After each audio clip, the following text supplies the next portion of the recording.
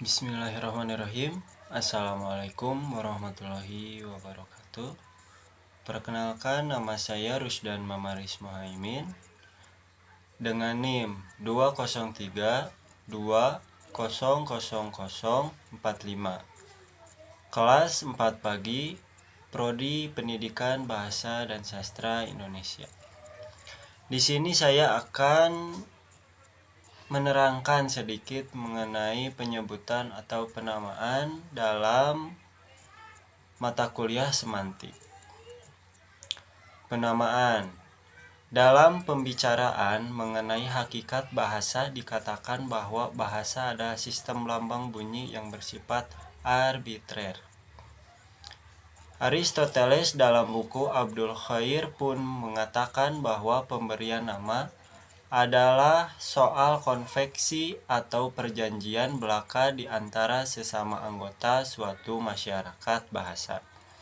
Selanjutnya, menurut Plato dalam buku Abdul Khair mengatakan bahwa lambang itu adalah kata di dalam suatu bahasa. Sedangkan makna adalah objek yang dihayati di dunia nyata berupa rujukan, acuan, atau sesuatu yang ditunjuk oleh lambang itu. Sebagai contoh, seekor binatang yang sering digunakan untuk membajak sawah adalah kerbau. Satu contoh lagi, seekor binatang yang sering digunakan untuk memetik kelapa adalah seekor monyet. Selanjutnya, penamaan menurut peniruan bunyi. Dalam bahasa Indonesia ada sejumlah kata yang terbentuk sebagai hasil peniruan bunyi. Sebagai contoh, binatang sejenis reptil yang melata di dinding disebut toke. Mengapa seperti itu? Karena seekor toke memiliki suara yang serupa dengan namanya, yaitu toke. Seperti itu. Selanjutnya, penamaan menurut penyebutan bagian. Dalam bidang kesusastraan ada istilah pars pro toto, yaitu gaya bahasa yang menyebutkan bagian dari suatu benda atau hal, padahal yang dimaksud adalah keseluruhannya. Sebagai contoh, pemerintahan daerah RW 3 Kampung Gugunungan membagi beberapa kelompok pengambilan sampah di 3 RT. Dalam satu RT memiliki 4 orang anggota Karang Taruna yang ditugaskan mengambil sampah.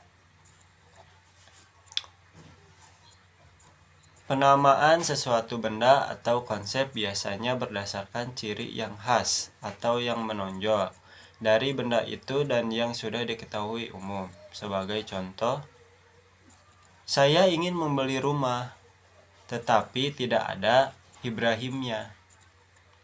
Selanjutnya, Nadine baru saja dibelikan arloji baru. Selanjutnya, penamaan menurut penyebutan sifat khas.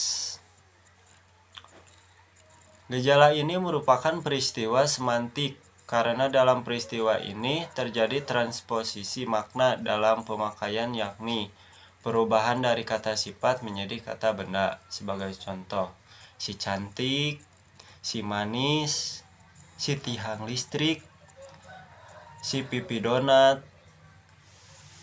dan sebagainya. Selanjutnya, penamaan menurut penemu dan pembuat.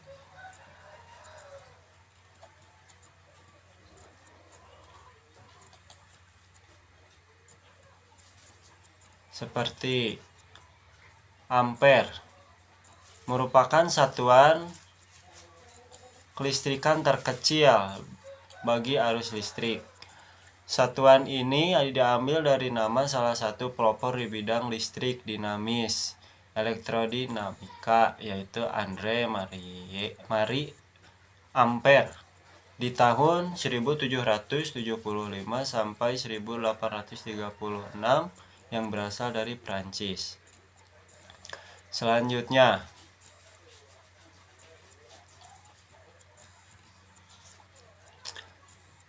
ikan gupi. Gupi atau dalam bahasa Indonesia disebut gupi merupakan sebutan untuk ikan pelangi. Ikan seribu atau suwadakar adalah salah satu jenis ikan hias yang populer di dunia. Ikan ini sangat mudah berkembang biak dan di Indonesia sendiri mudah ditemui di parit-parit atau selokan. Nama ini diambil dari seorang ilmuwan yang bernama Letzmer Guppy.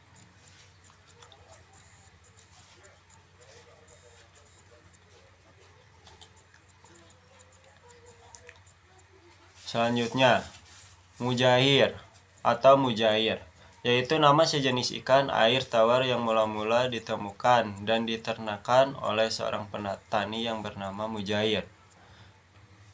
Selanjutnya, nama pabrik dan merek dagang yang kemudian menjadi nama benda hasil produksi, seperti Type E, Kodak, Stabilo, Canon.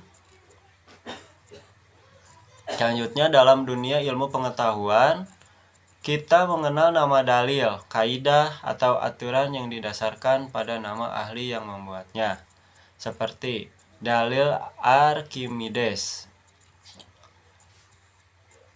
Hukum Archimedes berbunyi sebuah benda yang dicelupkan seluruhnya atau sebagian dalam zat cair akan mengalami gaya ke atas yang besarnya sama dengan berat zat cair yang dipindahkan oleh benda tersebut.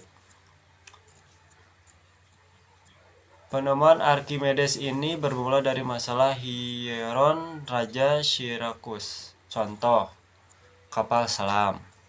Selanjutnya, hukum Kepler menjelaskan tentang bagaimana bentuk lintasan orbit planet-planet. Sebagai contoh, lintasan setiap planet ketika mengelilingi matahari berbentuk elips, di mana matahari terletak pada salah satu fokusnya. Dari peristiwa sejarah, banyak nama orang atau nama kejadian yang kemudian menjadi kata umum, seperti Bayangkara, Bayangkari, Laksamana, dan sebagainya. Penamaan menurut tempat asal,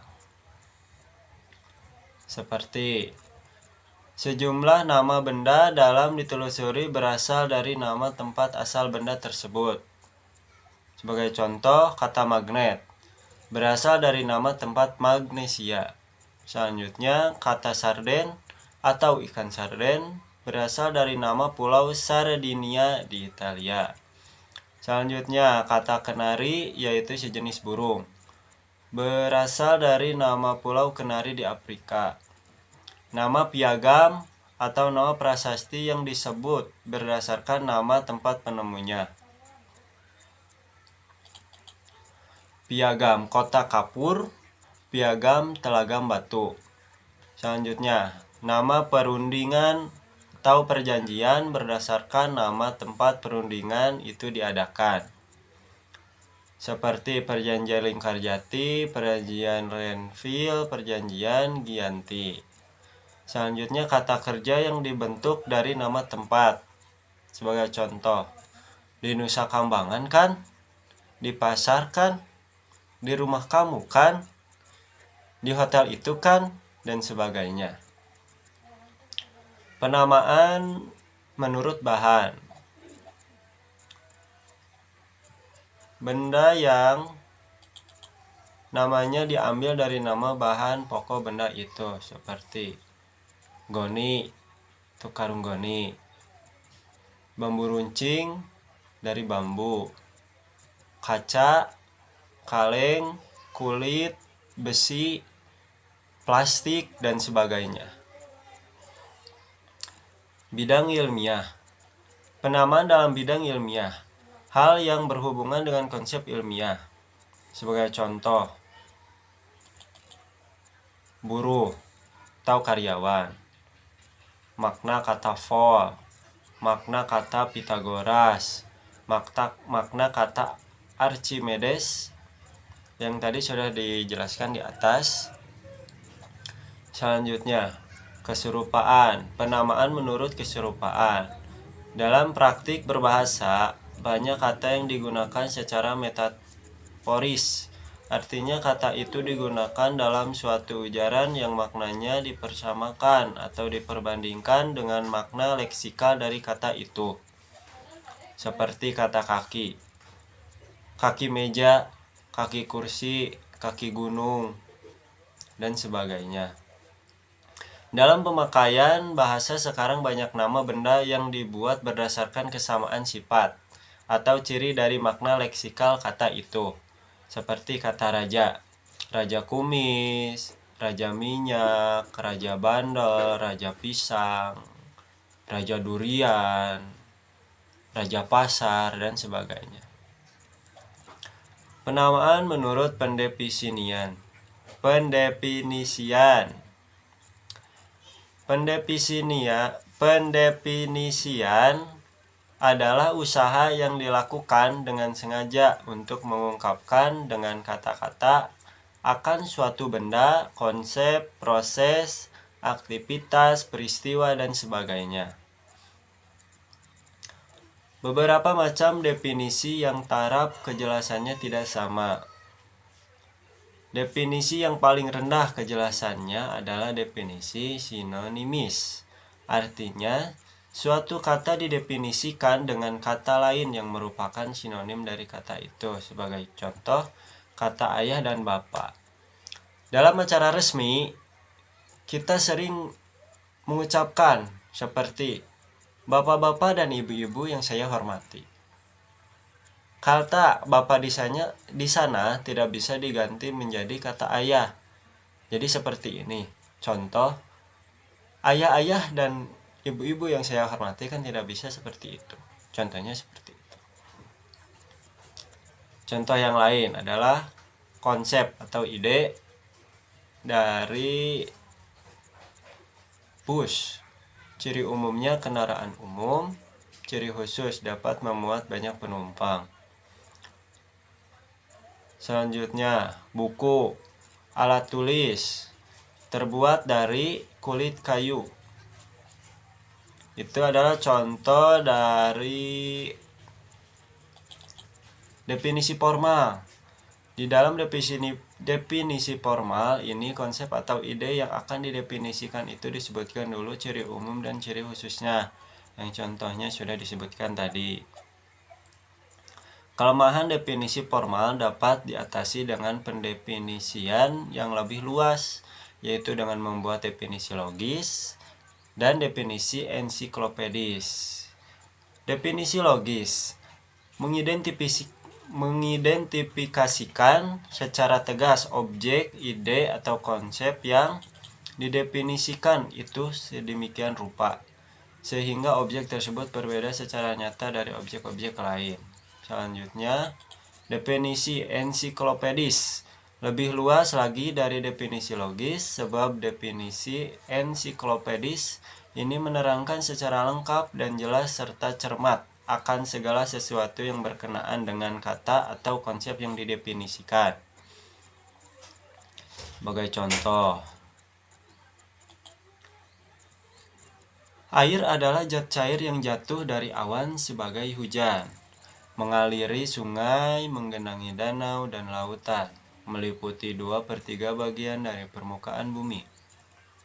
Merupakan unsur pokok dari kehidupan, campuran oksida hidrogen H2O, tanpa bau, tanpa rasa dan tanpa warna, tetapi tampak kebiru-biruan pada lapisan yang tebal. Membeku pada suhu 0 derajat Celcius, mendidih pada suhu 100 derajat Celcius.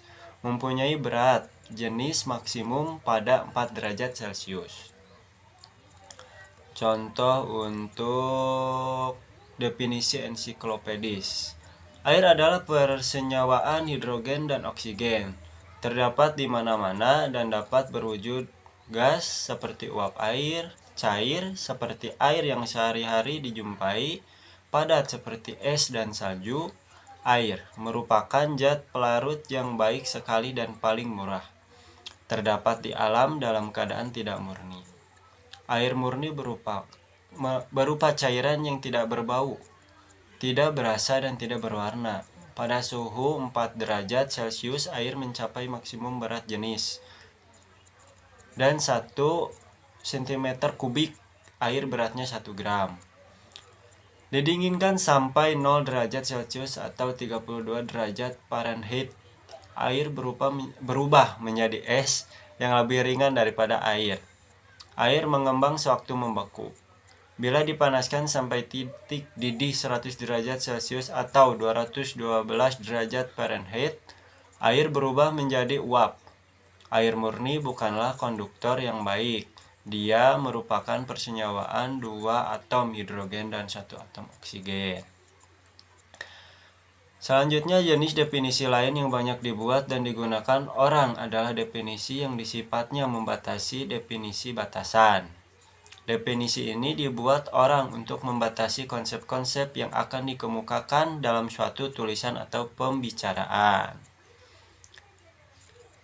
Seperti yang dimaksud dengan air dalam tulisan ini adalah zat cair yang merupakan kebutuhan hidup manusia sehari-hari, seperti untuk makan, untuk minum, mandi, dan mencuci. Selanjutnya, yang dimaksud dengan air dalam pembahasan ini adalah segala zat cair yang terdapat di dalam tumbuh-tumbuhan, baik yang ada di dalam batang seperti air tebu. Selanjutnya, ada beberapa pohon yang ada di hutan yang airnya bisa diminum langsung, maupun yang ada di dalam buah. Sekian pembahasan saya mengenai penamaan dalam mata kuliah semantik ini. Semoga bisa bermanfaat umumnya bagi kita semua dan khususnya bagi saya sendiri. Mohon maaf apabila masih ada kata yang salah dan ada kekurangan karena saya masih tahap belajar. Aku lu kalau ada wassalamualaikum warahmatullahi wabarakatuh.